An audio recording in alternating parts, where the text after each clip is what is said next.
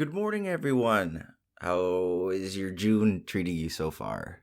I feel like it just goes by faster and faster each year. Unfortunately, I haven't spent too much time outside, but the time that I have spent outside has been some of the most enjoyable. My skydiving plans for yesterday got canceled, but I was able to go scuba diving instead. And honestly, I just can't stop talking about it. We roleplayed going unconscious yesterday, and the way to properly rescue or save them, it feels like you're attempting murder. You gotta crawl up their back, put your hand over their mask, and then I don't know. It's fun. It was weird. Other than that, same old Eli. Oh, my brother's partner and I were watching a Curtis Connor YouTube video about conspiracy theories, and there's this insane belief that another world called Agarith or something exists inside of our Earth.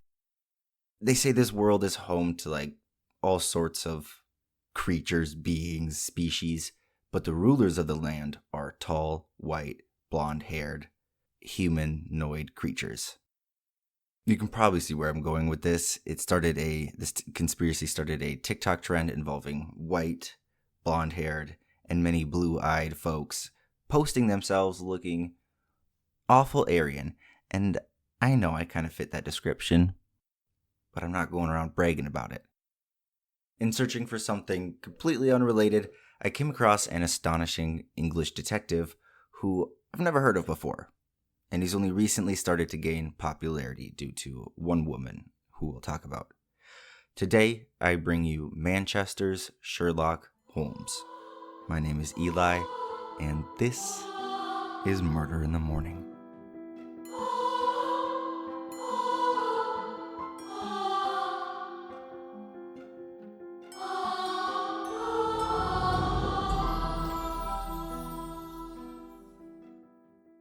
My sources for today come from NBC News, the Manch.com, or it's M-A-N-C, the Manc. It's short for Manchester. Dr. Angela Buckley, and AnnMarieAckerman.com. We've heard countless stories and read fascinating tales of those dubbed the real-life Sherlock Holmes. But so few have mirrored these stories of the world's greatest riddle solver better than Jerome Caminada. And yes, I do know it's well documented that the true inspiration for Holmes was Joseph Bell, a highly regarded surgeon known for his observational prowess, but in terms of true detectives, this takes the cake.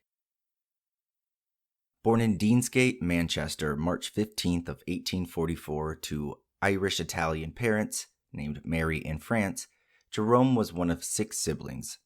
At the time, Deansgate was a popular roadway, home to intricate shops and street food near the city center, but it also attracted crime and less than ideal living situations the further away you went. Caminada later described the streets of his neighborhood as, quote, a hotbed of inequity. You can expect this hard-knock upbringing basically anywhere during the 1800s, but Jerome was dealt a much shittier hand than most. Quote, one brother died before Jerome was born, and when he was 3 years old, a double tragedy shattered the family. His eldest brother Francis, aged 9, died of enteritis, and 3 months later, Jerome's father followed him to the grave, leaving Mary and her 4 children utterly alone, end quote. Oh, and then his mother Mary went blind. Despite all of this, or maybe in spite, Jerome survived his childhood and joined the Manchester City Police Force in 1868 at the age of 23. According to Dr. Angela Buckley, the Manchester Borough Police Force was founded in 1839 with 343 officers for a population of 242,000. Most of the recruits were young, inexperienced like Jerome Caminada, and they would earn 17 shillings a week. This was a similar wage to that earned by a factory worker of the same time. PC Caminada was allocated to A Division, and his beat was the very neighborhood in which he had grown up, so he was well prepared for the challenges. As he set out in his uniform for the very first time, he was unaware that during his first week he would be ridiculed, spit on, insulted, and assaulted. Undeterred by this first week, Jerome continued tackling crime on the streets of Victorian Manchester. His early cases included quack doctors, forgers, racecourse thieves, and fake heir hunters. Showing an aptitude for detective work, he was soon promoted to the detective department, which operated straight out of Manchester Town Hall. Over time, Jerome developed his own style of detective work, often using disguises to go undercover. For example, he was known to dress up as a priest and accept confessions, or play a traveling salesman selling nefarious goods. I also like to think he would dress up as like a beggar on the streets and shake his can at criminals. Quote, Caminada quickly proved he could handle himself. He even got battered with his own umbrella one day when he took on anarchists in Stevenson Square. But it was his intuition, intelligence, and incredible eye for detail that turned him into a local legend and then a national one. In one case, when Caminada was investigating fraudulent doctors, he would fake having ailments of his own to get appointments and gather evidence while being treated, getting his hands on these fake tonics to prove that they didn't work. He always seemed one step ahead, and he took action to keep it that way. Before inmates were released from jail, Jerome would wander these cells and stare at the felons inside, burning the images of their faces into his brain. It was a very primitive form of capturing a mugshot, but this way he would know which troublemakers to look out for when they were released. The detective also built up a trusted network of informants, with who he would kneel alongside at St. Mary's Church, pretending to pray and get the intel he needed to find a break in a case. Like all workaholics, Jerome was never truly off duty. He was known to break up bar fights mid-dinner or run out of his house to catch a crime being committed nearby. It's recorded he made over 1,200 personal arrests. Jerome realized he had a knack for investigative work, and he took full advantage of it. According to themanch.com, Jerome was often in the headlines during his extravagant career, but the Manchester cab mystery was perhaps his greatest single moment. And this comes straight from criminalhistorian.com. They break down the case very well. Quote, on the evening of February 26, 1889, a well-respected businessman hailed a cab on the steps of Manchester Cathedral with a young man. Just over an hour later, the cabman found John Fletcher dead. His companion had vanished. As the shocking news hit the headlines the following morning, this puzzling mystery was placed in the capable hands of Detective Caminada. There were no marks of violence on John Fletcher's body, and the initial report of the hospital surgeon suggested that he had died of alcohol poisoning due to a lethal and probably accidental mix with chloral hydrate. But the absence of money and valuables on his body indicated a far more sinister explanation. Detective Caminada opened this investigation by interviewing possible witnesses, including the cabman who had discovered the victim and the landlady of a public house where the two men had stopped for a drink. He gradually began to build a picture of the final movements of John Fletcher and the description of his elusive acquaintance. Despite the fact that the post-mortem was inconclusive about whether Fletcher had been deliberately poisoned, Caminada followed his instinct and deduced that there was a connection between this presence of chloral hydrate in the victim's stomach and illegal prize fighting, as the drug was used to subdue opponents in the ring. Using his knowledge of the criminal fraternity, he compared the description of his suspect with likely candidates and soon came to the conclusion that the perpetrator might have been Charlie Parton, son of a beerhouse keeper who had used chloral to fight drug fighters to rig the betting. The unraveling of this baffling case would bear all the hallmarks of Sir Arthur Conan Doyle, creator of Sherlock Holmes. Detective Caminada linked this murder with the theft of chloral hydrate from a druggist in Liverpool, Parton's home city, and found two previous intended victims who had had similar experiences of being drugged and robbed. In a riveting twist, he located a key witness who had actually seen Parton pouring liquid from a vial into Fletcher's beer on the night of his death. 18-year-old Charlie Parton was arrested, and on March 19th of 1889, just 3 weeks after the crime, he was convicted of the murder of John Fletcher and sentenced to life in prison. The successful and speedy resolution of the Manchester cab mystery was undoubtedly Detective Jerome's finest moment and became his signature case after it was widely celebrated in the national press. His work didn't stop at simple criminal cases either. Dr. Angela Buckley, who kind of dug up all this information about him in recent years, says that Detective Caminada dealt with many organized attacks. He worked undercover for the British government during the Dynamite campaign when Irish nationalists targeted public buildings, and in Manchester he tackled gangs of vicious street fighters known as scuttlers who terrorized the streets with violent turf wars, and he also faced groups of anarchists who led protests during periods of unrest. Hopefully they weren't peaceful protests at college campuses everywhere. But these examples are simply a handful of all the extraordinary work Caminada accomplished. The comparison between Sherlock and Jerome was first drawn because of their similar detective style. However, the fictional Holmes and the real-life Caminada seemingly operated during the same years as well. Sherlock first hit the print in 1887, and Jerome would have been 34 years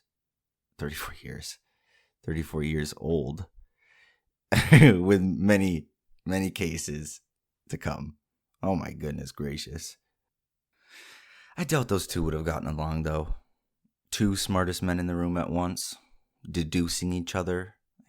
Ooh, I deduce you pooped your pants this morning. Well, I deduced I'm gonna punch you in your tallywhacker. That, my friends, is the astounding story of Jerome Caminada, Manchester's own Sherlock Holmes. Oh, and if you're wondering why Joseph Bell, the surgeon, inspired Conan Doyle's Holmes, here's a little peek into that, because I was interested myself. Quote, Joseph Bell himself became a popular lecturer, renowned for his extraordinary observational abilities. He was able to tell from the tattoos of sailors where they had sailed, could discern a man's origin from their accent, and could tell the profession of a patient from glancing at their hands. He famously concluded that one man was an alcoholic by observing that he had habitually carried a flask in the inside breast pocket of his coat, and he is reported to have noted that another man was a cobbler by seeing that the inside of one of his knees was worn in such a particular way. He could also apparently tell with great reliability that someone had lied to him by observing their behavior and mannerisms. End quote. Cool dude, that Bell. I do hope you all enjoyed the story, or at least tried to enjoy it. Thank you again for taking the time to listen in. I do appreciate it. And if you'd like, stick around after the music for a bit of a bonus story. Okie dokie. Bye.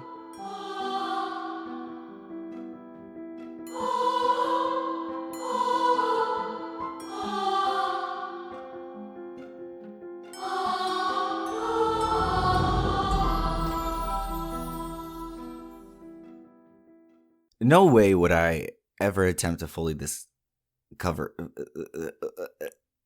This is the lowbrow half of the episode.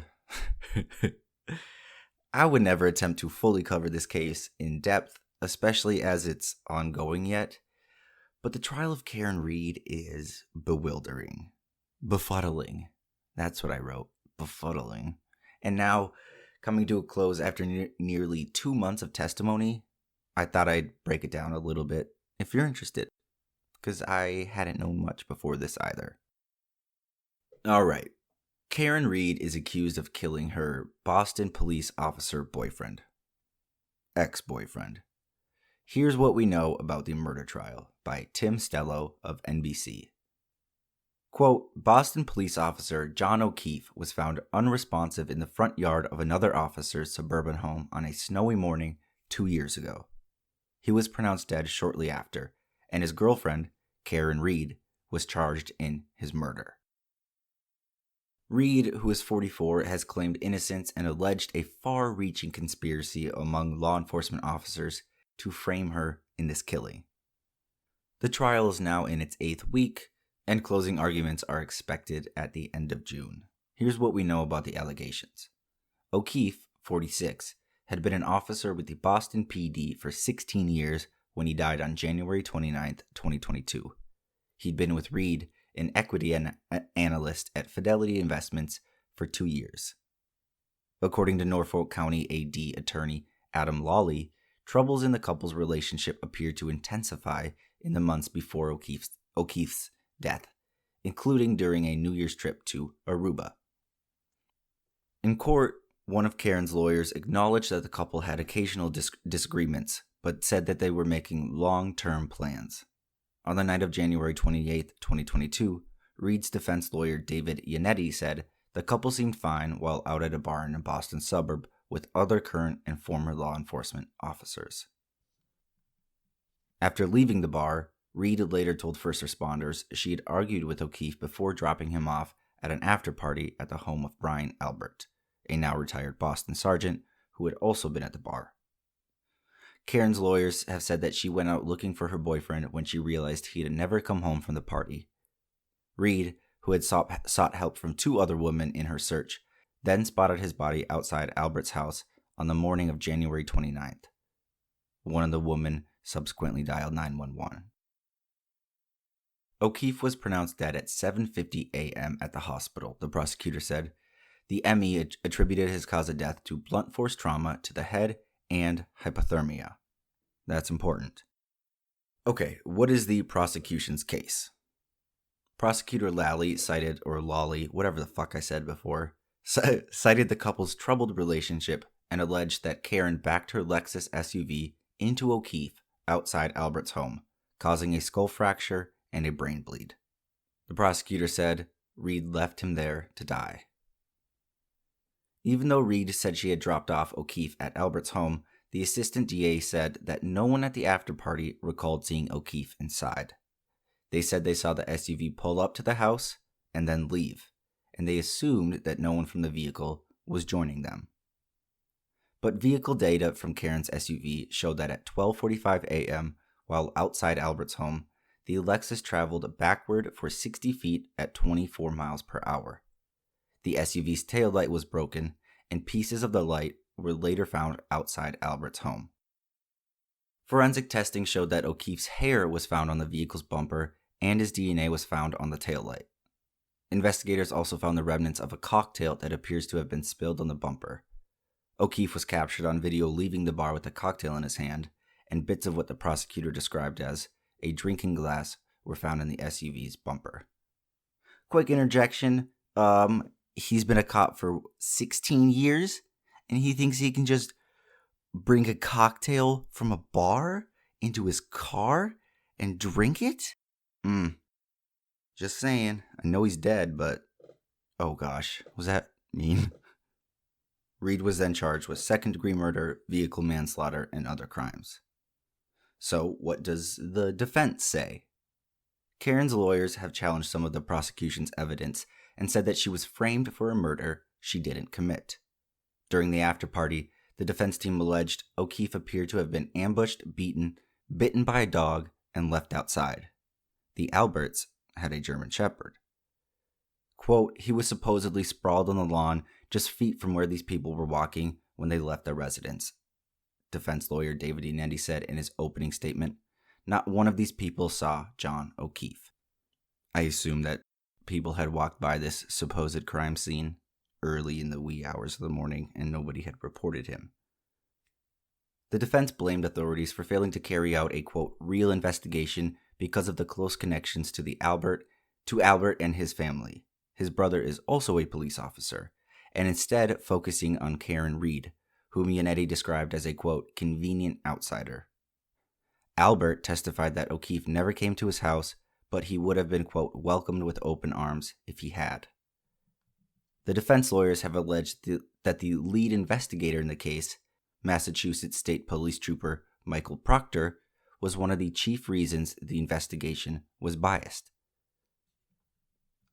In testimony on Monday, Proctor acknowledged referring to Reed using derogatory language in text messages with other troopers.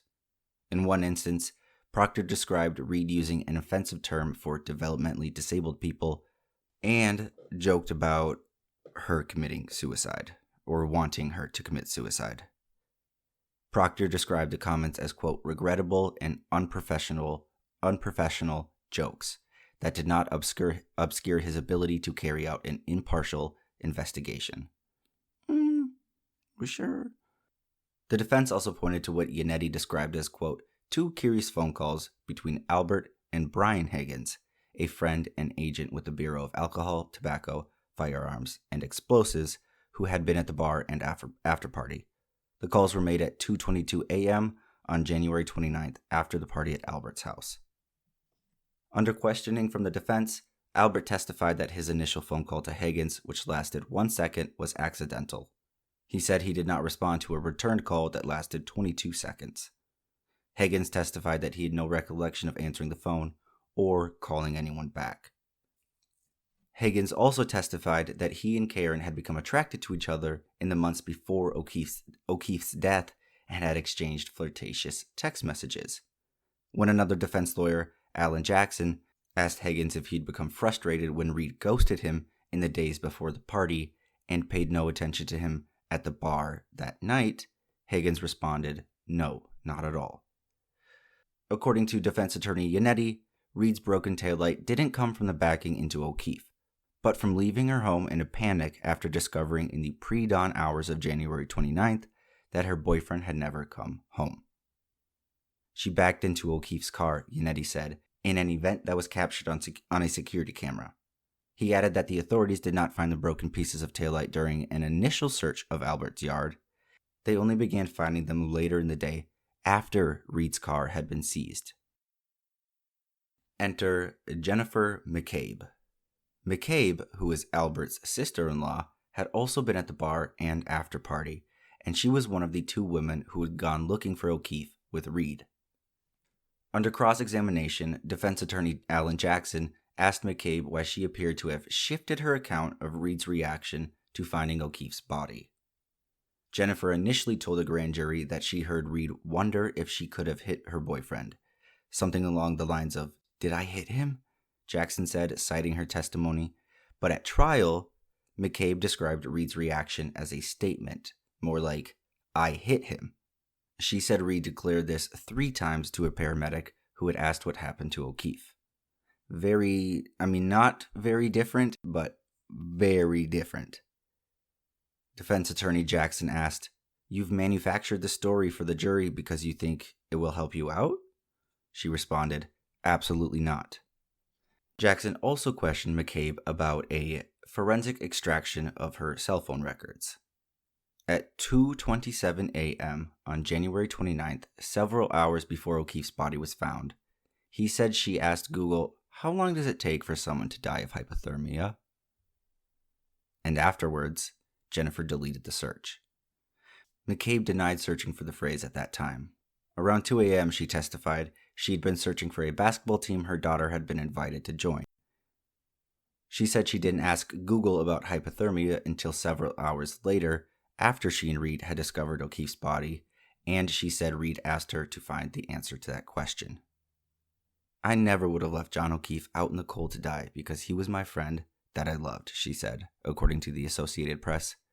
End quote. I'm invested. Okay, first of all, the biggest glaring thing I see right away is the timeline of when they actually found that taillight evidence.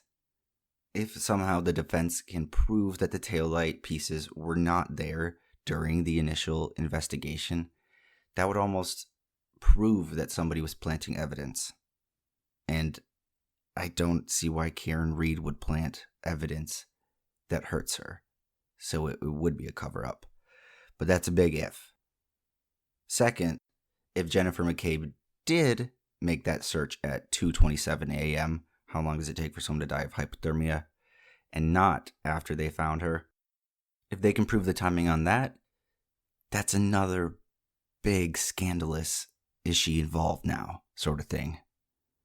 But like I said, I'm invested, and I promise to keep you updated when this concludes, or if anything insane happens before then. Honestly, I hope it's a cover-up, Fuck him. Let's go. That would be awesome. Anywho's, thank you all so much. Have a wonderful, wonderful rest of your day. And I will see you on Monday. Okie dokie. Bye-bye. Love you.